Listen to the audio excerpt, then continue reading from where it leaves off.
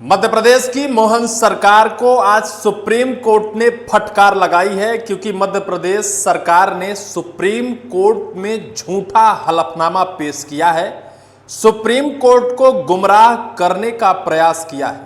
इतिहास में शायद पहली बार होगा कि सुप्रीम कोर्ट ने सरकार के हलफनामे पर संदेह व्यक्त करते हुए मीडिया रिपोर्ट्स को सही माना है और मीडिया रिपोर्ट्स के मुताबिक मध्य प्रदेश सरकार को ताजा हलफनामा पेश करने का बकायदा फरमान सुनाया है। सुप्रीम कोर्ट ने कहा है कि क्या मध्य प्रदेश सरकार सुप्रीम कोर्ट को गुमराह कर रही है।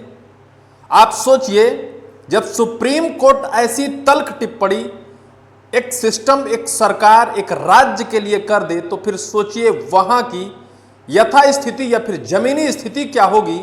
जब सुप्रीम कोर्ट में झूठा हलफनामा पेश किया जा सकता है तो फिर कुछ भी किया जा सकता है, किसी के साथ कैसा भी कागजी खेल किया जा सकता है, और किसी को कागज में जिंदा तो किसी को जमीन में मुर्दा किया जा सकता है। सब कुछ किया जा सकता है, कफन के ऊपर नाचा जा सकता है, चिताओं में डांस किया जा सकता है, और वहीं मध्य प्रदेश में पैसों का खेल खेला जा सकता है। ऐसा ही कुछ मध्य प्रदेश में हुआ है। वर्तमान में सुप्रीम कोर्ट ने मध्य प्रदेश सरकार की बखिया उधेड़ दी है और बाकायदा सवाल खड़ा कर दिया है कि यदि मीडिया रिपोर्ट सही है, इसका मतलब मध्य प्रदेश सरकार का हलफनामा झूठा है। क्या मध्य प्रदेश सरकार को यह नहीं लगता कि जब यह पूरा सच निकल कर आएगा तो मध्य प्रदेश की जनता आखिर क्या सोचेगी। आखिर क्यों सुप्रीम कोर्ट ने सवाल खड़ा किया है मोहन सरकार के ऊपर। दरअसल आपको हम बताएं, मध्य प्रदेश में बीते कुछ महीने पहले अवैध रेत उत्खनन की गाड़ी ने एक वनकर्मी को कुचलकर उसकी हत्या कर दी थी। इस पूरे मामले को सुप्रीम कोर्ट ने स्वतः संज्ञान में लिया था और मध्य प्रदेश सरकार को सख्ती बरतते हुए अवैध रेत उत्खनन बंद करने के फरमान सुनाए थे।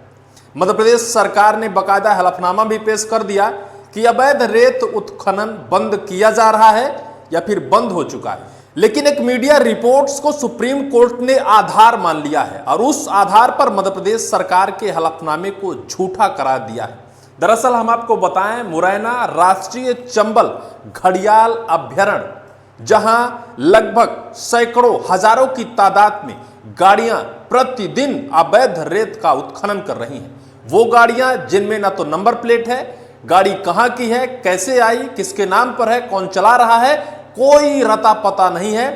और मध्य प्रदेश सरकार गहरी नींद में सो रही है, क्योंकि अगर मध्य प्रदेश सरकार की आंखें खुली होती तो फिर ऐसा कुछ नहीं होता, या फिर ऐसा भी हो सकता है कि सरकार की आंखें खुली हो, सरकार की मिली भगत की वजह से ऐसा कुछ हो रहा हो। लेकिन पहली बार ऐसा हुआ है कि सुप्रीम कोर्ट के चीफ जस्टिस विक्रम नाथ और संदीप मेहता की बेंच में आज यानी मंगलवार को सुनवाई करते हुए जो मध्य प्रदेश सरकार के खिलाफ कहा है, वो निश्चित तौर पर एक सरकार के लिए तगड़ा झटका से कम नहीं हो सकता है। हालांकि सरकार के ऊपर ऐसे झटके आते रहते हैं, लेकिन यह मध्य प्रदेश की जनता को सुनने योग्य यह पूरी खबर है कि आपकी सरकार, जिसे आपने चुनकर सिंहासन पर बिठाया है, वो कैसे साम दाम दंड भेद का इस्तेमाल करती है और सुप्रीम कोर्ट तक ऐसे गुमराह करने का प्रयास करती है, और सुप्रीम कोर्ट भरे बेंच में यह कहने को मजबूर होती है कि ताजा हलफनामा पेश किया जाए। अगर मीडिया रिपोर्ट्स सही है, इसका मतलब मध्य प्रदेश सरकार का हलफनामा झूठा है। मैं आपको इस खबर को सुनाता हूं, इत्मीनान से समझिएगा। दैनिक भास्कर की यह क्लिप सुनिए, जिसमें एससी बोला माफिया ने रास्ते बदले, चंबल में खनन नहीं रुका, एमपी सरकार को फटकार, कहा मीडिया रिपोर्ट सही तो मतलब कोर्ट को गुमराह किया जा रहा है। यह सुप्रीम कोर्ट ने सख्त लहजे में मध्य प्रदेश सरकार को कहा है। यदि मीडिया रिपोर्ट सही है यानी मोहन सरकार सुप्रीम कोर्ट को गुमराह कर रही है। सुप्रीम कोर्ट ने मुरैना स्थित राष्ट्रीय चंबल घड़ियाल अभ्यारण्य में जारी अवैध रेत खनन को लेकर सख्त रुख अपनाया है। मंगलवार को हुई सुनवाई में कोर्ट ने एक मीडिया रिपोर्ट्स को रिकॉर्ड पर लिया है, जिसमें दावा किया गया है कि मुरैना जिले में बिना रजिस्ट्रेशन वाले वाहनों से खुलेआम रेत ढोई जा रही है। जस्टिस विक्रमनाथ और जस्टिस संदीप मेहता की बेंच ने मध्य प्रदेश सरकार से पूछा कि क्या उसने इस रिपोर्ट पर ध्यान दिया है। रिपोर्ट में यह भी कहा गया है कि सुप्रीम कोर्ट के पहले से सख्त आदेशों के बावजूद चंबल क्षेत्र में अवैध उत्खनन लगातार जारी है। सुनवाई के दौरान जस्टिस संदीप मेहता ने टिप्पणी करते हुए कहा कि कोर्ट की सख्ती के बाद अवैध उत्खनन करने वालों ने अपने रास्ते जरूर बदल लिए हैं, लेकिन गतिविधियां अब भी जारी हैं।